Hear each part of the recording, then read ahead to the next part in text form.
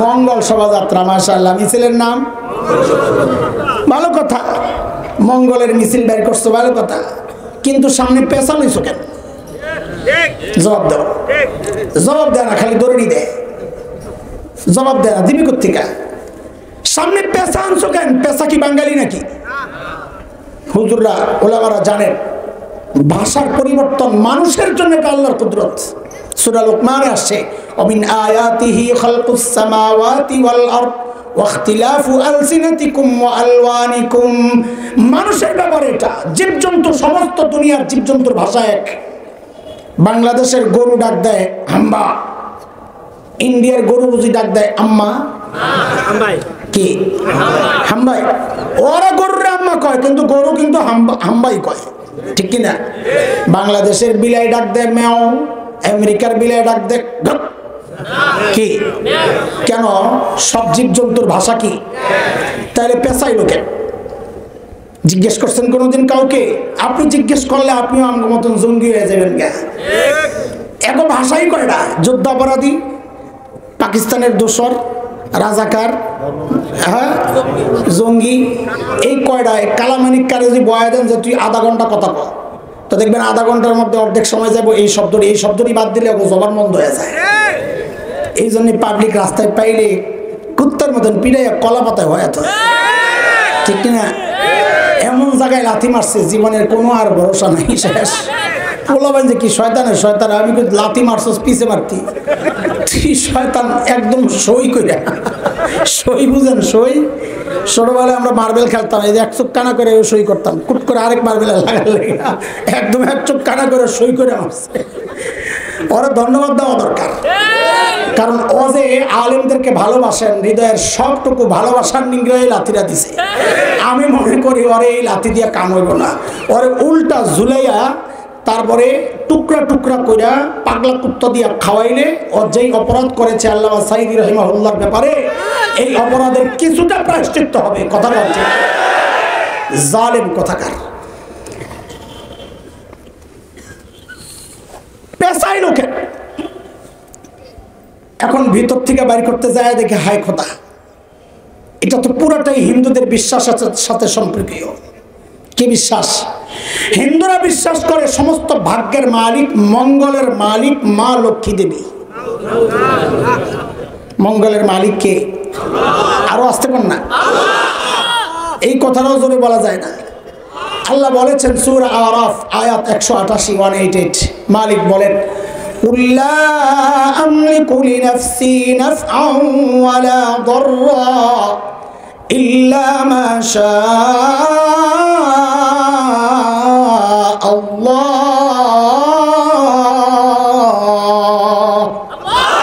বলেন চিৎকার করে সব ভাগ্যের মালিক কে হিন্দুদের বিশ্বাস হচ্ছে ভাগ্যের মালিক হচ্ছে মা লক্ষ্মী দেবী লক্ষ্মী দেবীর স্বামী হচ্ছে বিষ্ণু দেবতা লক্ষ্মী দেবীর কোনো ছেলে নাই মেয়ে আছে ছড়া কয় মেয়ে পদ্মা পদ্মালয়া ইন্দিরা শোভা কমলা রমা এই লক্ষ্মী দেবীর 6 মেয়ের নাম হিন্দুদের বিশ্বাস হচ্ছে লক্ষ্মী দেবীর বাহন পেশা এবার সব ডিরে মিলান মিছিলের নাম মঙ্গল শোভাযাত্রা মঙ্গলের মালিক মা লক্ষ্মী দেবী বাহন রেডি হুজুর গাড়ি রেডি ওঠেন আপনি আমাকে আগে আগে যান আপনি এই মিছিলের নেতৃত্ব গ্রহণ করলে আমরা যারা এই মিছিলে অংশগ্রহণ করেছি আমাদের আগামী বছরটা মঙ্গলের হবে এই বিশ্বাস যদি কেউ রাখে তার ঈমান থাকবে অথচ বাঙালি চেতনার বয়ান দিয়া দিয়া আমার সন্তানকে দিয়ে আমার ভাইকে দিয়ে এই শিরিক করা কয়েক দশক থেকে এই কাজগুলো করে যাচ্ছে আমরা কথা বললে আমরা জঙ্গি হয়ে যাই তুমি আমার জঙ্গি বলো আর পাকিস্তানপন্থী বলো যাই বলো আমার ভাইকে তুমি শিরিক করাবা আলেম হইয়া এটা আমরা চুপ থাকতে পারবো না কথা বলেন চুপ থাকতে পারবো না থাকি নাই থাকবো না ইনশাআল্লাহ অপপ্রচারের ভয়ঙ্কর আরেকটা দিক একটু খেয়াল করেন বয়ান চলতেছে সেটা কি বাংলাদেশের যে জাতীয় দিবসগুলো আছে সাধারণ মানুষরা আপনারা এটা খুব ভালো করে লক্ষ্য করেন খেয়াল করি না তো আমরা চলছি গাড়ি যাত্রাবাড়ি এই দিবসগুলো যেমন 26 মার্চ আছে 16 ডিসেম্বর আছে 21 ফেব্রুয়ারি আছে এই দিবসগুলোতে স্কুল কলেজ বন্ধ থাকে কিন্তু বন্ধের মধ্যে ওরা খেলাধুলার প্রতিযোগিতা করে ক্রীড়া প্রতিযোগিতা এর মধ্যে একটা ইভেন্ট থাকে, যেমন খুশি তেমন সাজো, সাজে সাজে।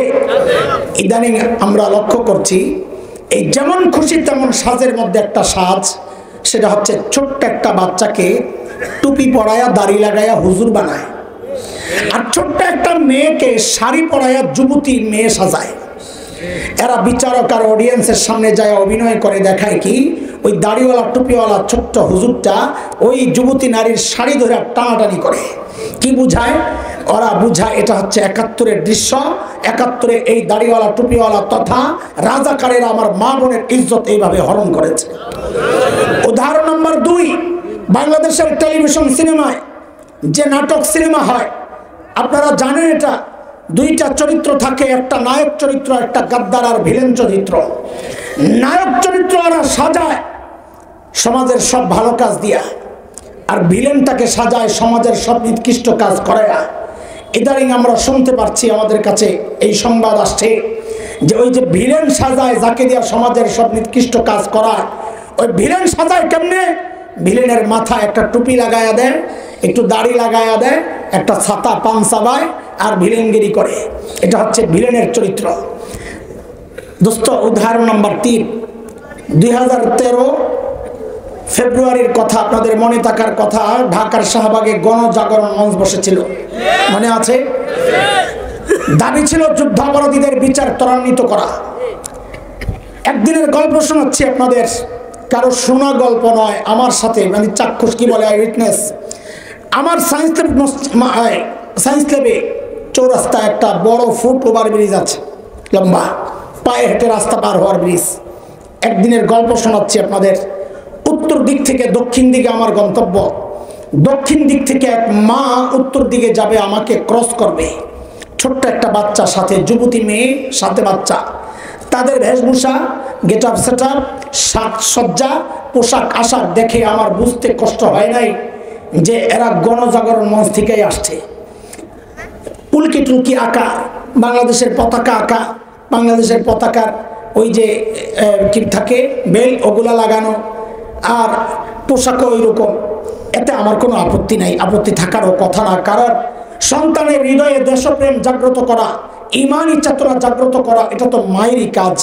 মা হয়তো এই কাজটা করতে গিয়েছেন, কিন্তু বিপত্তিটা বাঁধলো কোথায়? যখন ওই মা আমাকে ক্রস করবে, ক্রস করার সময় তার ছোট্ট বাচ্চাটাকে শিখায়া দিচ্ছে, আমাকে দেখায়া দেখায়া বলার জন্যে, বলো তুই রাজাকার, তুই রাজাকার, তুই রাজাকার। এর দোস্ত, ১৯৭১-এর মুক্তিযুদ্ধ কিন্তু দাড়ি আর টুপির বিরুদ্ধে হয় নাই। ৭১-এর মুক্তিযুদ্ধ কিন্তু ইসলামের বিরুদ্ধে হয় নাই। তুমি ইতিহাস তালাশ করে দেখো, ৭ই মার্চের যেই ভাষণ নিয়ে গর্ব করো, সেদিন তিনি বলেছিলেন এবারের সংগ্রাম মুক্তির সংগ্রাম, রক্ত যখন দিয়েছি আরো দেব, এদেশকে মুক্ত করে ছাড়বো ইনশাআল্লাহ। ইনশাআল্লাহ উচ্চারণ করা সেই ভাষণ, সেই আহ্বান ইসলামের বিরুদ্ধে সেই যুদ্ধ হতে পারে না। ইতিহাস আমরাও পড়েছি, আপনারা অনেকবার পাঠ করে যান, মুক্তিযুদ্ধ জাদুঘরে যান, সেখানে আগারগাঁয়ে যায় দেখেন, ইতিহাসের সাক্ষী হয়ে এখনো বহু পোস্টার দেয়ালে সাঁটানো আছে। রাজাকারদেরকে গ্রেফতার করা হয়েছিল যে, সেখানে আমরা দেখেছি। কে বলেছে তোমাকে বাঁচাতে? সেখানে আমরা দেখেছি অধিকাংশ রাজাকারের মুখে দাড়ি নাই, মাথায় টুপি নাই। কয়েক বছর আগে আমরা দেখেছি এক সংগঠন মুক্তিযোদ্ধাদেরকে সম্মাননা ক্রেস্ট দিয়েছে। আমরা গর্বের সাথে লক্ষ্য করেছি অধিকাংশ মুক্তিযোদ্ধার মাথায় টুপি, মুখে দাড়ি। ইতিহাস থেকে আমরা জেনেছি বহু মুক্তিযোদ্ধা অভিযানে বের হওয়ার সময় 2 রাকাত সালাতুল হাজত পড়ে তারপরে বের হতে। তাই আমাদের জানতে চাওয়া, জিজ্ঞাসা, এরা কারা যারা মুক্তিযুদ্ধকে দাড়ির বিরুদ্ধে দাঁড় করাতে চায়, মুক্তিযুদ্ধকে টুপির বিরুদ্ধে দাঁড় করাতে চায়? আমাদের স্পষ্ট কথা, এটা হচ্ছে সেই গ্রুপ যারা অপপ্রচারের মাধ্যমে একটা নষ্ট প্রজন্ম তৈরি করতে চাচ্ছে, যারা হৃদয়ে দাড়ির প্রতি, টুপির প্রতি ঘৃণা লালন করবে। দাড়িওয়ালা, টুপিওয়ালা, কোরআনের ধারক বাহক ওলামায়ে কেরামের প্রতি ঘৃণা লালন করবে, যেন ধীরে ধীরে কোরআনী শিক্ষা থেকে তারা তাদেরকে দূরে সরানো যায়। অপপ্রচারের মাধ্যমে শয়তান এই চক্রান্তে, এই পদ্ধতিতে চক্রান্ত করাচ্ছে তাদের দোসরদেরকে দিয়া। শয়তানের দোসররা যেমন এই জমিনে আছে, আলহামদুলিল্লাহ শাইখুল হিন্দের রুহানি সন্তানরাও বেঁচে আছে। আমাদের উদ্দেশ্যে স্পষ্ট পয়গাম, ইমানদাররা শুনে রাখ, ৭১ দেশ মুক্তির জন্য একবার মুক্তিযুদ্ধ হয়েছে। ঈমান রক্ষায়, স্বাধীনতা সার্বভৌমত্ব রক্ষায় যদি আর একটি যুদ্ধের প্রয়োজন হয়, আবার যুদ্ধ হবে, আবার যুদ্ধ হবে।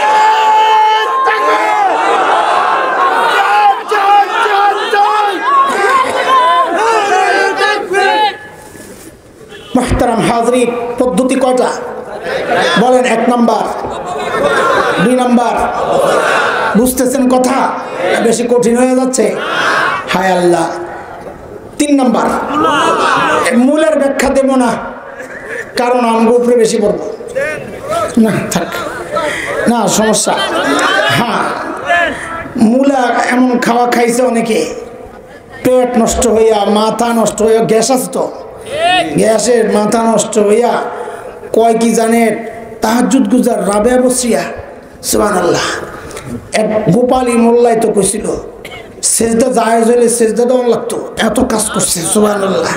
আমি কি জুতা বেটা তো জায়েজ, তোরে পাইলি পিডাম, সেজদা জায়েজ হইলে করতি, জুতা বেটা তোরে জুতা বেটা করা জায়েজ ফতুয়া দিলাম, তোর দেখলি জুতা পিটা। যারা ফ্যাসিস্টকে বলে তাকে সেজদা করা যেত, ওরে ঝুলাইয়া পিটার দরকার।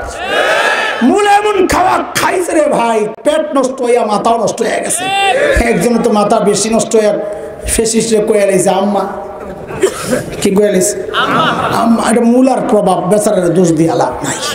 কি কর, মূলার একটা পার্শ্ব প্রতিক্রিয়া আছে না, ওই পার্শ্ব প্রতিক্রিয়া বেশি উঠে গেছে, তাল রাখতার নাই, মাথায় উঠে গেছে তাল। আল্লাহ আমাদেরকে হেফাজত করেন। বাংলাদেশের সমস্ত দায়িত্বশীল আলেমের সামনে মূলা ঝুলেছে, কিন্তু আলহামদুলিল্লাহ গুটি কয়েকজন ছাড়া অধিকাংশই মূলার মধ্যে জুতা দিয়ে বাড়ি দিছে, যার কারণে জেলখানায় যাওয়া লাগছে অথবা পালায়া পালায়া থাকা লাগছে। কেউ ধরছে, এদেরকে সম্মানিত করা হয়েছে, কিন্তু আল্লাহ এমন বেইজ্জতি করছে, এখন আর পালানোরও জায়গা পায় না। কথা ঠিক কিনা বলেন? হ্যাঁ, কওম মিল্লাতের সাথে গাদ্দারি করলে আল্লাহ তাকে বেইজ্জতি করবেন, এটা আল্লাহর ফয়সালা, করবেন করবেন।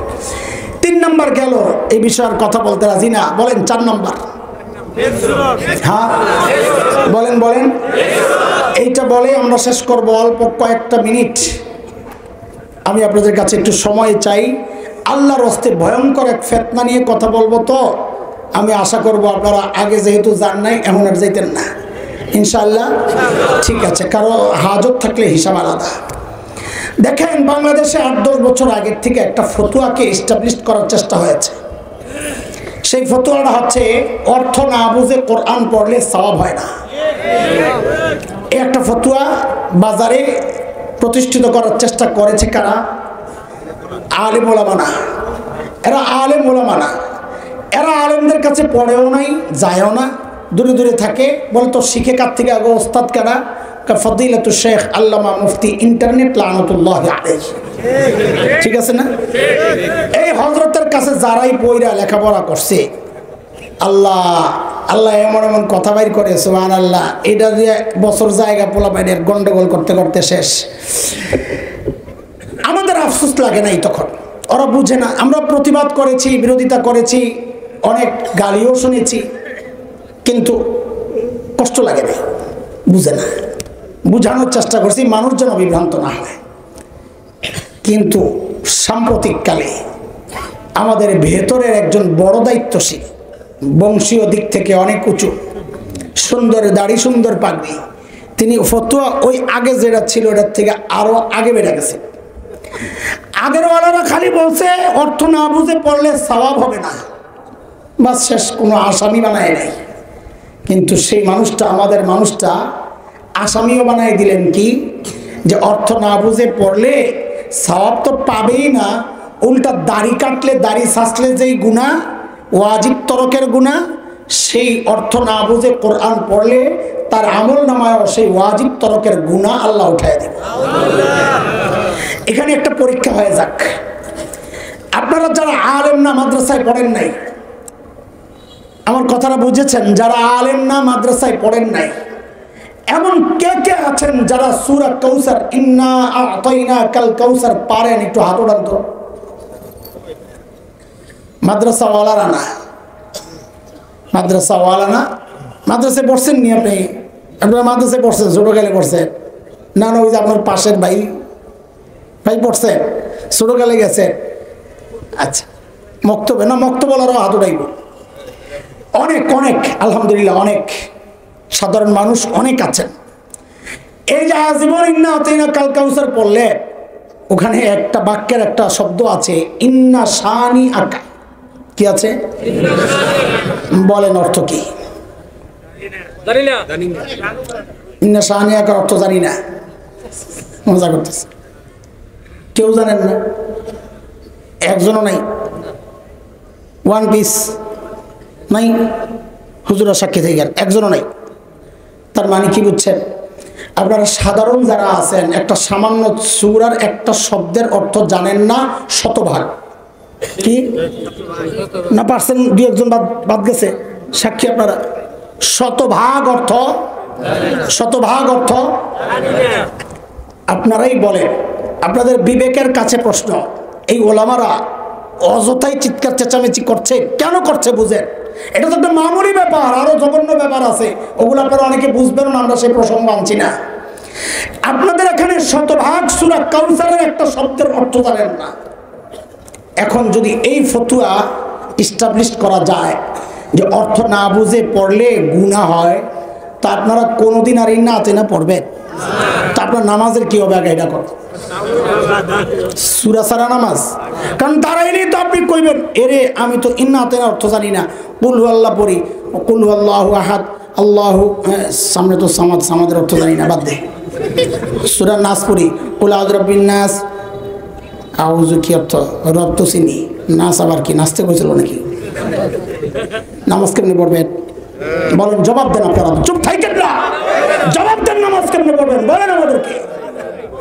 আমি নামাজ পড়ব না, গুনার খাতায় আমার নাম উঠবে, আমার খাতায় গুনাহ উঠবে। তা আপনি কবেন ধুর, আমার নামাজও দরকার নাই, সূরারও দরকার নাই, আমি চিল্লাই জায়গায় এটাই বালা।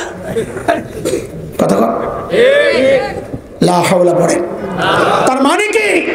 বাংলাদেশের সাধারণ মানুষ যারা আছে শতভাগ, এখানে হয়তো শতভাগ, কোন জায়গায় 2-4 জন পাওয়া যাইতে পারে টুকটাক অর্থ জানে, ধরলাম 90% না 10%ই জানেন আপনারা। এটা অসম্ভব, এটা অসম্ভব, তারপরও ধরলাম তর্কের খাতিরে।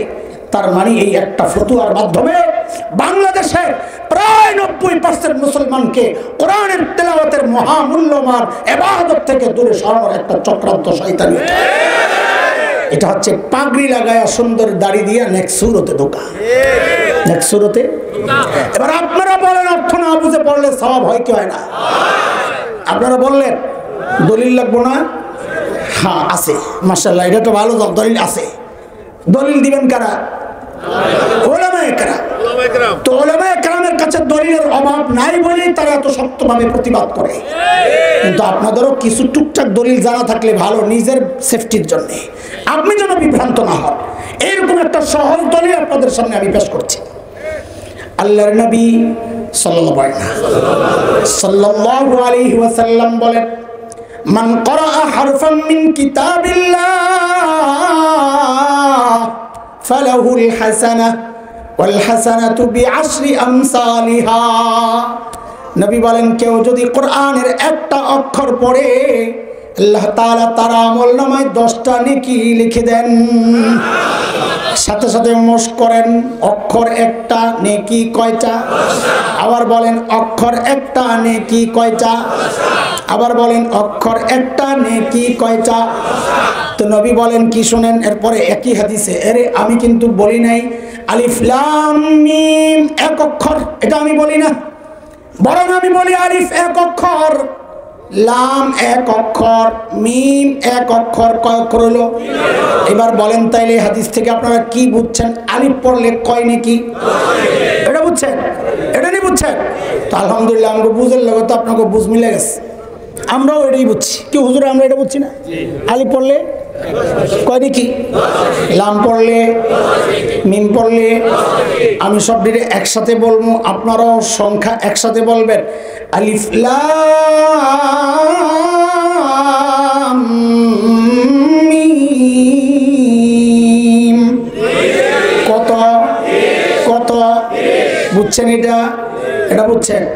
ঠিক আছে, আমরাও এটাই বুঝছি আলহামদুলিল্লাহ। তাহলে তো সব ঠিক। আলিফ লাম মিম পড়লে 30 নেকি হয়, বুঝছেন কোত্থেকে? এই হাদিস থেকে। মাশাআল্লাহ, শাবাশ।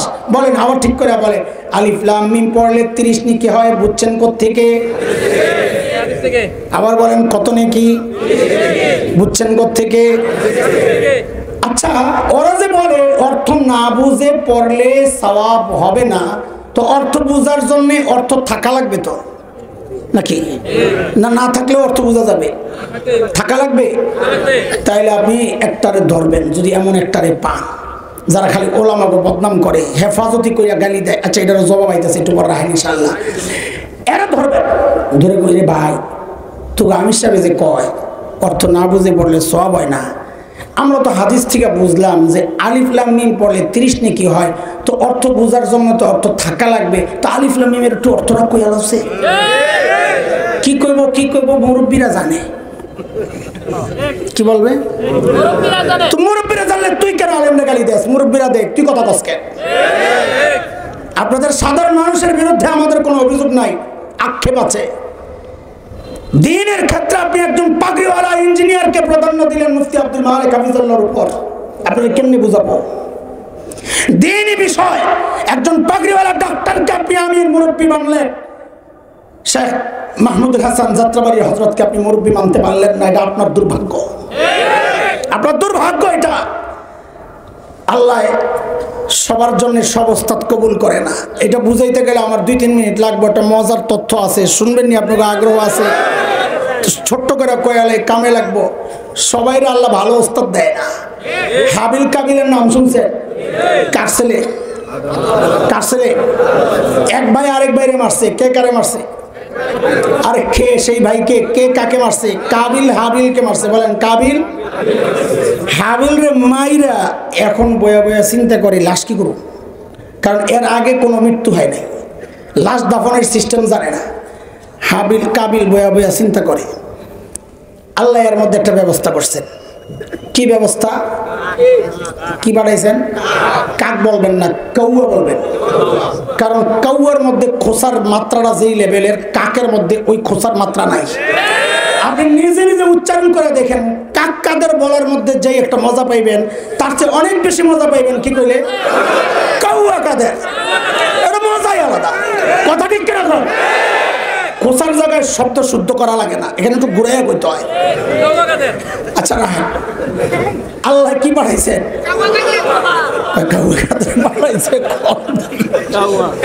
কি পাঠাইছে?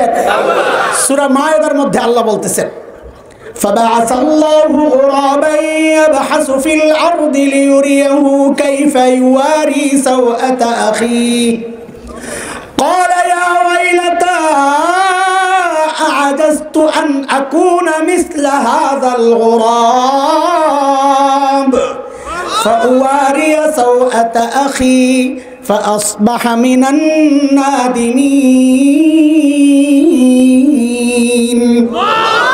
আল্লাহ পাঠাইছেন কি? কাউয়া। আরেক কাউয়ারে দাফন করে, মাটি খুদ্দা দাফন করে। কাবিলে দেখা কয়, হায় খোদা, কাউয়ার জ্ঞানটাও আমার নাই। আল্লাহ কাবিলের মাটি দাফনের জন্য উস্তাদ বানাইছেন কারে? প্রসঙ্গ। অথচ নবী আদম ছিলেন। কে ছিলেন? আল্লাহ আদমের কাছে ওহী পাঠায়, আলাইহিস সালাতু ওয়াস সালামের কাছে ওহী পাঠায় কি বলতে পারতেন না আপনার এক ছেলে আরেক ছেলেরে মাইরা দাফন করতে পারতেছে না, আপনি যায়া দাফনের সিস্টেমটা শিখায়া দেন? পারতেন না? আল্লাহ হযরত আদমকে পাঠান নাই কেন? আল্লাহ দেখাইছেন, এই বেটা, তোর মত এমন জালিম কি কাবিল, তোর মতো এমন জালিম ফ্যাসিস্টের উস্তাদ আমি আমার নবীরে বানাবো না, তোর উস্তাদ বানাবো। কারে কারে? কপাল খারাপ থাকলে মুরব্বী আলেম হয় না, মুরব্বীও ডাক্তার ইঞ্জিনিয়ার হয়। কথা বলতে কপাল লাগে, কপাল। কপাল মুফতি আব্দুল মালিককে মুরব্বী মানার জন্য, যাত্রাবাড়ির হযরতকে মুরব্বী মানার জন্য কপাল লাগে। কপাল কপাল কপাল সবার নাই। কথা কোন ঠিক কিনা? মুহতারাম হাজরিন, অনেক কথা কয়ে ফেলছি, আল্লাহ আমারও মাফ করেন, আপনাকেও মাফ করেন। একটা খোসা দেয় ইদানিং হেফাজতিরা তাবলিগ বিষয়ে কথা কয় কেন? ওরা তো তাবলিগের কেউ না। এই যে হেফাজতি গালি, এটা ফ্যাসিস্টদের গালি ছিল। কাজে এই গালি যারাই দিবে বুঝতে হবে গোড়া এক, বলেন, কথা বলেন। হেফাজতি কোনো সংগঠন নাই, আছে হেফাজতে ইসলাম। কি আছে? হেফাজতে ইসলামের কাজ কি? ইসলামকে নিয়ে যদি কেউ চক্রান্ত করে, অপব্যাখ্যা দেয়, এই ওলামাদের যৌথ সকলের সংগঠন এটা, তাদের কাজ হচ্ছে এটার প্রতিবাদ করা। কার কার? ইসলামের বিরুদ্ধ শক্তি, কার? ইসলামের উল্টাপাল্টা কেউ করলে। এখন হেফাজতে ইসলাম তাবলীগ নিয়ে মাথা ঘামাবে না, কিন্তু শর্ত আছে। শর্ত হলো তোমরা বলো তাবলীগ ইসলামের কিছু না। বলো, বলো। তোমরা যদি বলো তাবলীগ ইসলামের কিছু না, আমরাও তাবলীগ নিয়ে কথা বলা ছেড়ে দেবো। বলো, বলবা না, কারণ তাবলীগ এটা ইসলাম। যদি বলো তো পাবলিক তোমাকে জুতা দিয়ে বেড়াইবো, বেড়া তাবলীগ ইসলাম না তো নবীরা কি কাম করছে? করবে কিনা? তাবলীগ যদি ইসলাম হয় তো তাবলীগের সমস্যা হেফাজতে ইসলামই দেখবে। কথা ঠিক? আরেক গ্রুপ তো আরো ভয়ঙ্কর। আল্লাহ কইছে ইন্না নাহনু নাযালনা যিকরা ওয়া ইন্না লাহু লাহাফিজ। ওই যে অপব্যাখ্যা। আল্লাহ কইছে কোরআন নাযিল করছি আমি, হেফাজত আমি করব। ও এই রিজিকের মালিক কে? আরো জোরে কর না। রিজিক পাঠান কে? রিজিক দেন কে? সব দায়িত্ব কার কাছে? ওমা মিন দাব্বাতিন ফিল আরদি ইল্লা আলাল্লাহি রিজকুহা। জমিনের সব প্রাণীর রিজিকের দায়িত্ব কার? আল্লাহ। তুমি চাকরি করো কেন? তুমি ব্যবসা করো কেন? তুমি ক্ষেত খামারে কি করো? রিজিক তোমার আল্লাহ, তুমি কষ্ট করো কেন? কথা কর, কথা কর। তুমি যেদিন কাম করা বন্ধ করে দিবা, চাকরি করা বন্ধ করে দিবা, ব্যবসা করা বন্ধ করে দিবা, ঘরে বসে থাকবা, রিজিকের কাম আল্লাহ পাঠিয়ে দিব, তোরা আমরাও তোমার বারে কথা কওয়া বন্ধ করে দেবো। আমরা হুজুররা আমাদের সাথে বয়ে ব্যাখ্যা, ঠিক নেই? বুঝছেন নি কথাটা? তখন কি করবো জানে? আল্লাহ কি আয়া দিয়া যাইব নাকি? আল্লাহ আমার কষ্ট করন লাগবো না তো আল্লাহ কি ইসলামের হেফাজত নিজে আয়া করবো নাকি? হ্যাঁ, তোর দ্বারা যেমন তোরে মাধ্যম বানাইছে, আমারও আল্লাহ ইসলাম হেফাজতের জন্য মাধ্যম বানাইছেন। আল্লাহর সিস্টেম এটা। দুনিয়া দারুল আসবাব, দুনিয়ায় মাধ্যম ছাড়া আল্লাহ কিছু করেন না। আল্লাহ পারেন, আল্লাহ মাধ্যম ছাড়াই পারেন, কিন্তু আল্লাহ দেখাইছেন সিস্টেম এটা আমি বানাইছি, তুই আমার সিস্টেমের বিরুদ্ধে যাবি কেন? দোস্ত, উল্টা পাল্টা প্রশ্ন না করে আসেন, আলেমের হাতে হাত রাখি, দ্বীনের উপর কায়েম থাকি, ইনশাআল্লাহ শয়তান আমাদেরকে বিভ্রান্ত করতে রাজি আছি ইনশাআল্লাহ। আল্লাহ তাআলা কবুল করেন। কথা অনেক কথা হয়েছে, এলোমেলো কথা তো হয়েছেই, আমারে মাফ করে দিয়েন।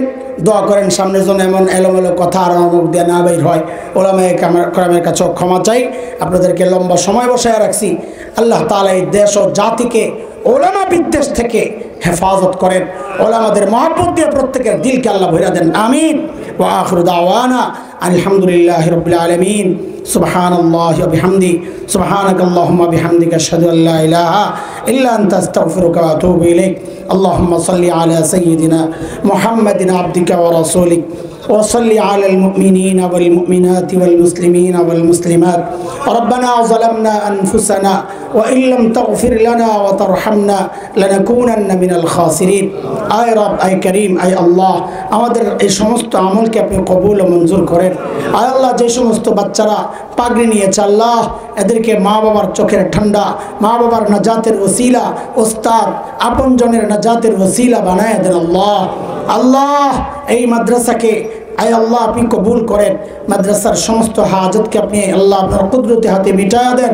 যে কোনো কেলেঙ্কারি, যে কোনো দুর্ঘটনা থেকে এই মাদ্রাসাকে আপনি হেফাজতে রাখেন আল্লাহ। আয় মালিক, আয় আল্লাহ, এই মাদ্রাসা থেকে নেককার ইমানদার এমন মা দিয়ে দেন যেই মা গোটা সমাজ পরিবর্তনে কাজ করবে মালিক। আয় আল্লাহ, এই মহল্লাকে আয় আল্লাহ গোটা মহল্লার মধ্যে দ্বীনের পরিবেশ আপনি কায়েম করে দেন। আয় আল্লাহ, বাংলাদেশকে সকল রকমের ফিতনা, বিশেষ করে ওলামাদের বিরুদ্ধে সাধারণ মানুষকে উস্কে দেওয়া, তাদেরকে দূরে সরানোর ব্যবস্থা চেষ্টা, এই ফিতনা থেকে এই দেশ ও জাতিকে আপনি হেফাজত করেন। আয় আল্লাহ, এদেশকে দেশি বিদেশি সমস্ত চক্রান্ত থেকে আপনি হেফাজত করেন। আয় আল্লাহ, আমাদের জিন্দিগির সমস্ত গুনাহ খাতা মাফ করে দেন, বাকি জীবন গুনাহমুক্ত থাকার তৌফিক দেন। শয়তানের ধোঁকার যত প্রক্রিয়া, শাখা উপশাখা আছে সমস্ত রকমের প্রক্রিয়া আমাদের সামনে স্পষ্ট করে দেন আল্লাহ। বুঝার এবং তা থেকে বেঁচে থাকার তৌফিক আপনি দিয়ে দেন আল্লাহ। আল্লাহ ওলামাদের হাতে হাত রেখে দ্বীনের সমস্ত কাজ করার, ওলামাদের পেছনে থেকে থেকে দ্বীনের সমস্ত কাজ সারার তৌফিক আপনি দিয়ে দেন আল্লাহ। ওয়াসাল্লাল্লাহু আলা সাইয়্যিদিনা মুহাম্মদ ওয়া আলিহি ওয়া সাহবিহি আজমাইন। সুবহানা রাব্বিকা রাব্বিল ইজ্জাতি আম্মা ইয়াসিফুন ওয়া সালামুন আলাল মুরসালিন ওয়ালহামদুলিল্লাহি রাব্বিল আলামিন। ওয়া আলাইকুমুস সালাম ওয়া রাহমাতুল্লাহ।